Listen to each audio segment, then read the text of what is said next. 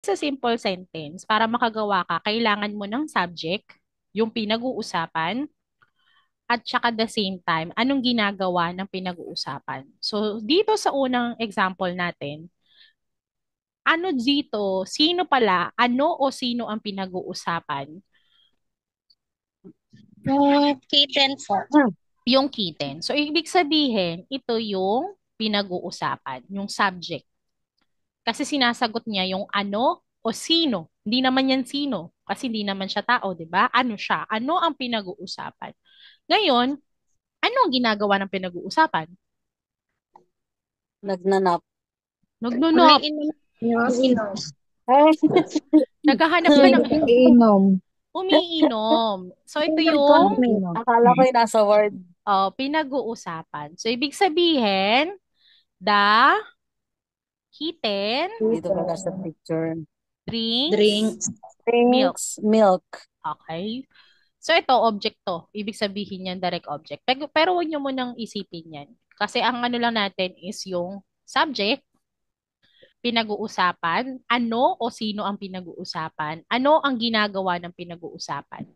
Ngayon dito sa pangalawa, sino ang pinag-uusapan? Sino or ano ang pinag-uusapan? Yung bike po, ma'am. Ay. Yung bike. Ay. Hala, Yung tao. yung bike ba yung pinag-uusapan? Yung Ano tao. pinag-uusapan? Ay. Yung Tao po, ma'am. tao. Ako. Okay, Ay. ito yung pinag-uusapan. Kuratin ko kayo eh. Si I have a I, bike. ang tawag dito sa I ay, ano, pamalit pangalan, pronoun. Sa Tagalog, ito yung ako, siya. 'Di ba? So, si ako, pronoun yan. Pamalit pangalan. Ano yung, anong sabi niya? Hindi to ginagawa eh. Ano to? Ibig sabihin nito pagmamay-ari. Ano Meron yung siyang bike. meron siya? So, ano yung predicate dito? Have. Have. Okay, very good. So, I have. I have a bike. Okay, A very bike. good. I have a bike. Okay. Dito naman, sino yung pinag-uusapan dito? Dog. Dog. Tama ba yung Dog. tanong ko? Sino? O ano ang pinag-uusapan? Ano? Ano po? Ano? Ako Okay. Ano?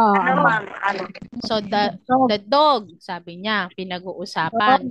Anong ginagawa? The dog Run. The tumatakbo, dog papauwi. runs pauwi ng bahay. So, ito yung predicate. Okay? Same thing din dito. The cat can nap. Ano yung subject dito sa first sentence? Cat. Cat. Very good. So, ito yung subject. Anong ginagawa ng pinag-uusapan? Nagnanap. Nagnanap. Ano yung nap sa Tagalog? Umiidlip. Umiiglip. Umiiglip. Oh, yung pusa, no? Iglip ng iglip, no? Diba? Ang ingay. Kanino yun? May umuungol. Kaya nga eh. Patayin ko lang ha. Kasi ang sakit sa tenga. Ngayon, dito naman sa pangalawang pangungusap, ano or sino ang pinag-uusapan? Tao, ma'am. Tao. Oh. May tao dito sa number Aso, ma'am. 2. Dog. Wala Aso, aso, ma'am. ma'am. Aso. Kayo ba ay the dog? Ano yung Dog. ginagawa ng aso? Umuupo. Sit. Sit. Dog. Okay. Saan daw siya nakaupo? Basahan.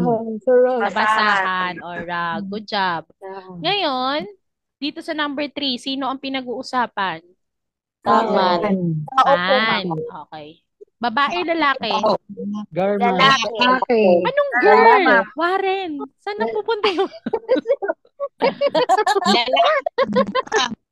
Lalaki pala yun. Lalaki. The man. Ano to? May ginagawa ba siya o pagmamayari niya? Pag may may-ari. Pagmamayari, ma'am. Has a map. Okay. Ang has, meron, ibig sabihin. So, ito yung predicate. Meron daw siyang map. Ano yung map? Mapa. Mapa. Basahan. Very good. Anong basahan na naman? Basahan. Ay, basahan. Mapa. Map yun. Basahan na tuloy. Mapa. Ano ba yan? Gutom na ata kayo. Gutom na, ma'am. O, number 4. Anong pinag-uusapan? Araw, ma'am. Sun. Okay, araw. Meron pa ditong, meron ba siyang, may ginagawa ba siya o yung pagmamay-ari niya o Wala. nagdi-describe Wala sa po, kanya? ma'am.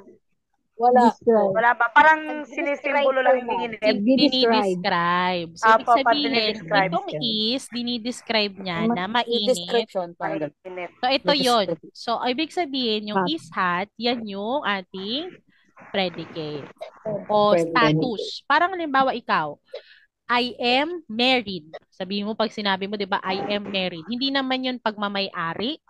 Hindi rin naman siya Status. ginagawa. Ano siya? Status. Okay, very good. Nagdi-describe. Sa number 5, ano yung pinag-uusapan? Yung fax po, ma'am. Fax. Okay, fax. Ano ginagawa ng fax? Nag-hap. Ano yung hap sa Tagalog? Talon. Talon na, parang ganun. Okay. Or lundag. Lundag. Okay, lundag ha? Okay. Very good naman pala kayo eh. Nakakasunod naman kayo. Ewan ko lang si Warren parang tumatalon sa ginagawa niya. Tumatalong, ma'am. Iba yung lesson. Nakakahawa, ma'am. Okay. Ito lang, paalala ko lang, pag sinabing singular, isa lang ang pinag-uusapan. Sabi kasi sa simple sentence, dapat daw, pag isa lang ang pinag-uusapan mo, either tao, bagay, o hayop, dapat yung verb, yung ginagawa niya, isa lang din. So halimbawa, ito, paano mo masasabi na isa lang siya? Halimbawa, yung baby, hindi siya nagtatapos sa S. Baby. Tama ba? So ibig sabihin, Yes, isa ma'am. lang yung baby. Pero, para masabi natin na isa lang yung umiinom, kailangan natin yung verb nagtatapos sa letter S. So, ano siya? Hindi siya parehas. Hindi pa pwede na may S to, may S din to. Dapat walang S, may S. Mapapansin nyo dito, may S yung subject, yung pinag-uusapan. Dito, walang Wala. S. Wala. Yes. Diba? Yes. So, sabi, pag singular subject, dapat singular Singular. din yung verb. Pag singular, ibig Verb. sabihin isa. Kaya nga single, singular. Pag Single. plural, ibig sabihin madami. Magtatapos siya dapat sa S. Okay? At dapat wala siyang letter S. So, lagi nyo siyang tatandaan, hindi dapat parehas na the Magkabaliktad baby's naman. drinks. Dapat baliktad sila lagi. Okay po ba? So, ganyan tayo. So, lagi may pinag-uusapan, ginagawa ng pinag-uusapan, itsura ng pinag-uusapan, o status ng pinag-uusapan.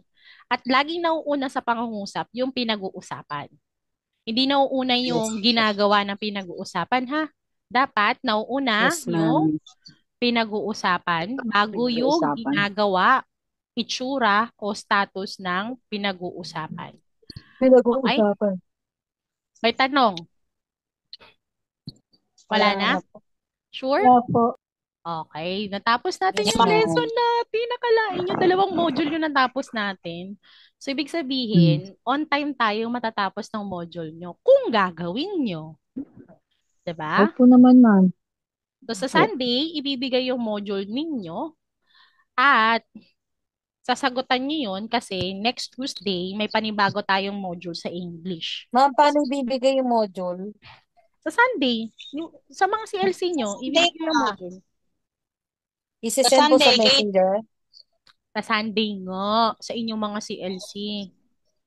Sa CLC ninyo, Okay, ma'am, ipiprint, ma'am. may Pastor. print na tapos ipapa-xerox nyo na lang. Okay? Okay So, po. ito Opo. muna ang ating pagbigyan ng pansin. Nakikita nyo? Ano nakikita nyo? Happy birthday.